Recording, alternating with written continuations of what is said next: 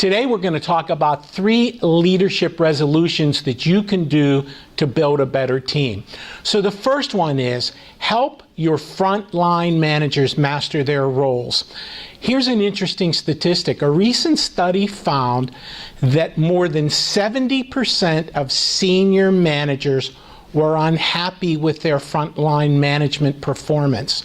And what's more interesting is more than 80% of frontline managers themselves said that they were dissatisfied with their own performance. Those are alarming numbers. So the first thing that you can do is help them be more self-aware. Help those managers understand their own strengths and weaknesses so they're equipped to make those day-to-day decisions and interact effectively with everyone in the organization. 2, help them be more politically savvy. Frontline managers have to manage internal stakeholders and navigate the organizational politics. The third thing you can do to help frontline managers is create a culture of continuous learning. Debrief all the events that happen with that manager. What went well? What didn't go well? What should we repeat?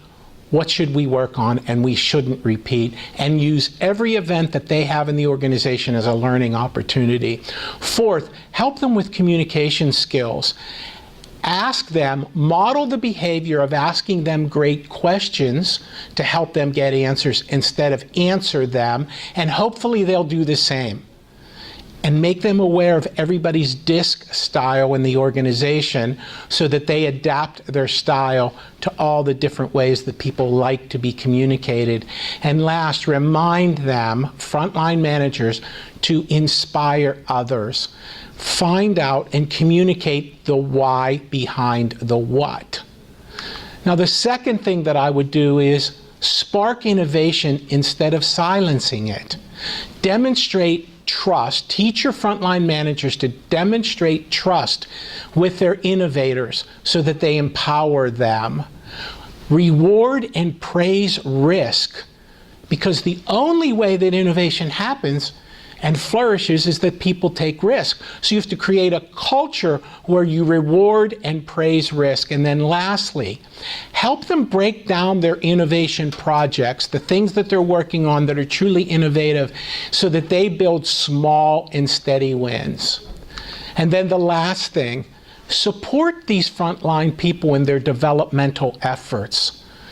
Build goals. It's an important thing to build goals. Build goals for these frontline people and drill down into their monthly and weekly behaviors and competencies.